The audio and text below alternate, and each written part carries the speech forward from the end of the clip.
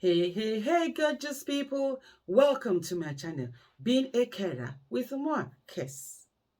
Now, if you are in the UK working as a carer or a support worker, either you are here as a settled citizen or you're on a tier 2 visa, you need to seriously stop doing this.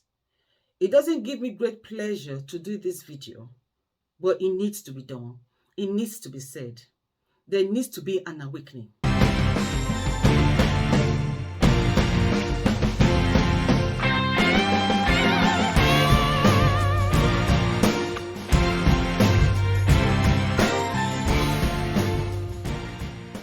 My name is Kesiana Akwara Ati, a health and social care trainer. To all you old and new returning subscribers, you guys are just, I don't know what word to use to qualify you. Words fail me in qualifying you. Your support, your encouragement, you're being there all the way through.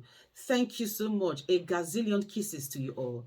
And if you're just watching this channel for the first time or you stumble on it perchance, what on earth are you still waiting for? Smash the subscribe button, yeah? And of course, give me a thumbs up, like the video, and don't forget to click on that notification bell. So whenever I upload a new video, you will be among the very first to know.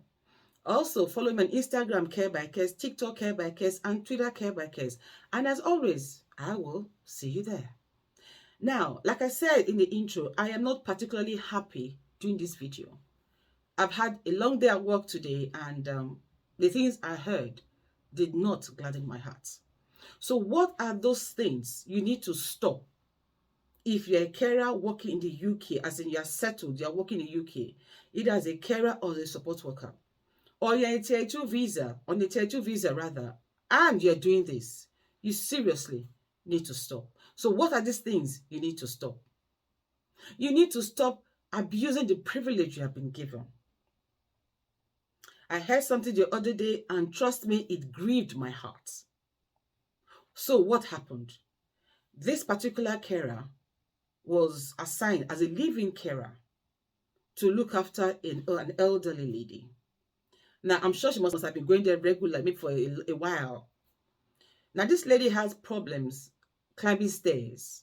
And so a chair lift was, installed for her.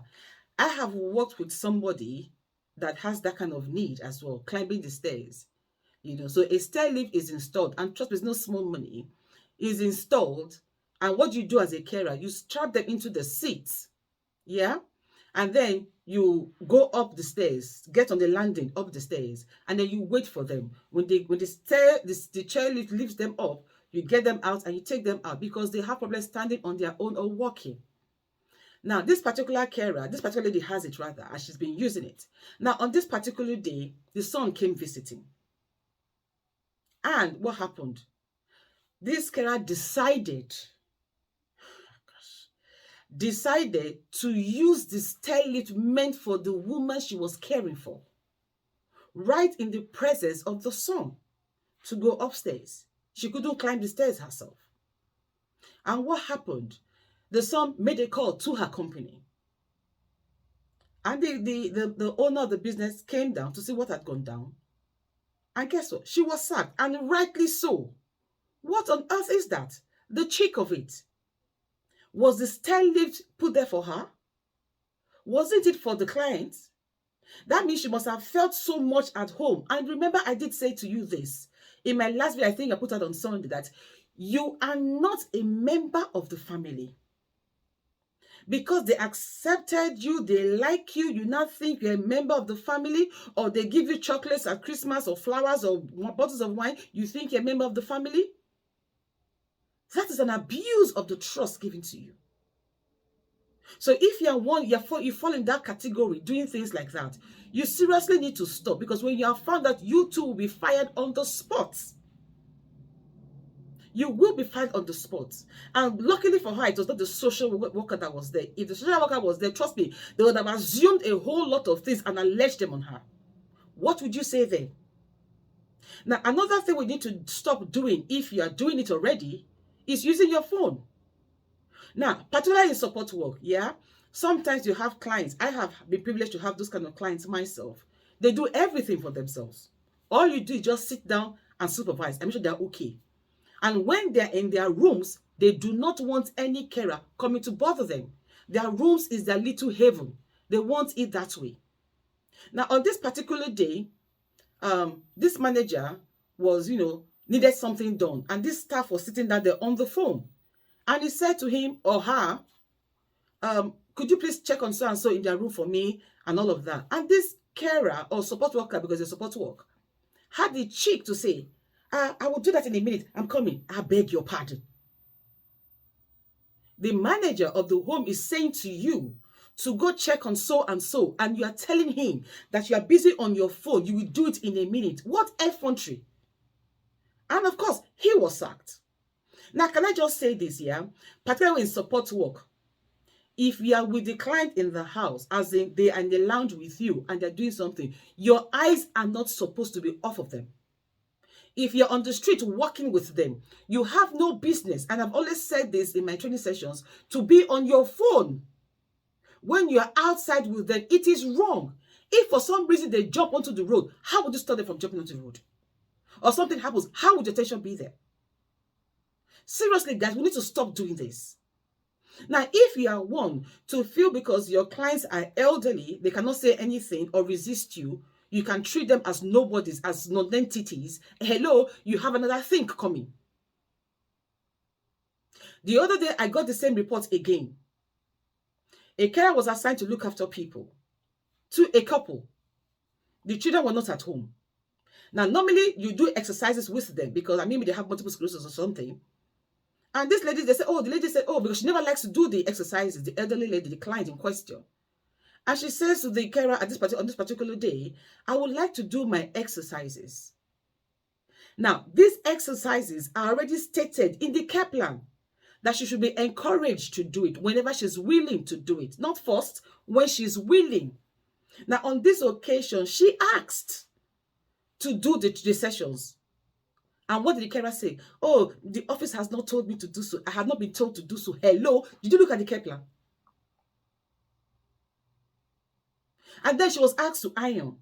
Of course, grudgingly, she did that. Grudgingly, she did that. And I thought there's so many of us out there who do these things. Grudgingly, she did that. And of course, the ironing was rubbish. So when the children came back home, they said, oh, and the parents reported, told them exactly what happened. And they were on the phone calling the office to say, oh, blah, blah, blah, blah, blah. And so the owner of the business came to see what was going on. And she saw the clothes. Do they look ironed? No. They do not look ironed.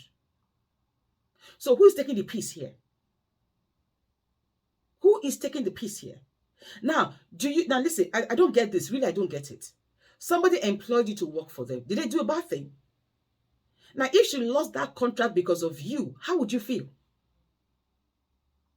How on earth would you feel? We seriously need to stop this. Honestly, it needs to stop. If you are doing it already, please wake up and smell the coffee. Or very soon you'll be discovered. Now, some of us are also good at working back to back. Please, my lovely family, my lovely brothers and sisters, if you have not watched my video, Sleep, What's the Fuss About? Please watch it. Because the lack of sleep can lead to so many problems. It can lead to depression. It can lead to hypertension. It can lead to the dementia or Alzheimer's later on in life. Please watch that. I'm pleading with you. Today again, I heard a story. This young man kept working back to back, back to back. He would do day shift somewhere. He goes somewhere else and do night shift. He goes somewhere else and do day shift and goes and do night shift. When you are giving their leave, he says he doesn't want the leave. He wants to work. Gather money for what? Gather money for what? Now, if I may say this with all modesty and sense of humility and everything, listen, everybody has a time on earth. And when the time is up, nobody goes away with anything, not even a little pin. How many people are used to that are dead that have their hands cleared with their checkbooks in their hands? How many? This guy kept doing that. Even though he was cautioned, he couldn't be bothered. And what happened in the end? He went on the bus, was going on the bus home. He just put his head on the little pole. Well, normally in London, they have pole, the buses have poles where you press the bell to indicate to the bus driver that you're going to stop. He laid his head there, and that was it. They got to the stop, the final bus stop. They were nudging him to get up. He was gone. Another one, again, the same thing. He will walk back to back. Then at night, at certain time in the night, there's a particular bus he takes. He's on the bus, sleeping at the back. And when it's time, the driver will call on him, wake him up, and he'll go on his shift. He wasn't eating right. He wasn't living well. Why? You want to make money. You want to compete with what's his name now? Bill Gates and Jeff Bezos. He wants to make money. He kept doing this for a while. Maybe he wanted to do something back at home. I have no idea. On this particular night, he got on the bus. The bus said, hi, hello, everybody. He went to his normal seat at the back. And then the bus was going to hand over, his shift was over. He's going to hand over to his colleague. And he called on him. He didn't answer. So the guy stopped the bus, came out of his compartment where they stayed to drive. Went on, I said, hey, mate, you need to get up now. I need to hand over my shift. I'm done with my shift. I need to hand over to my colleague. The guy still wasn't responding. He nudged. The guy was gone. Done. And of course, they had to call the police. They had to search him. And when they searched him, my darling brothers and sisters, what did they find? They found about £5,000 on him. Now, if on his person there was no next of kin or whatever, that money goes to the crown, becomes state property. Is it worth it? The answer is no.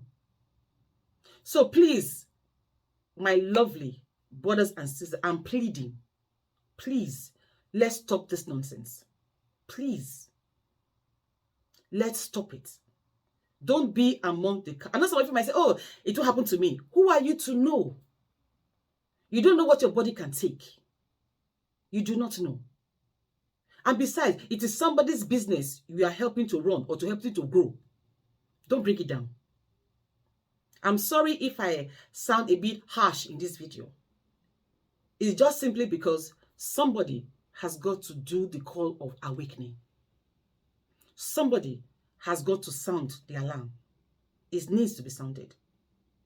I am tired of hearing those rumors. It hurts me. It breaks my heart. So let's see my next video. Don't you forget this. Always remember that no matter what the matter is, you matter so much more. Au revoir.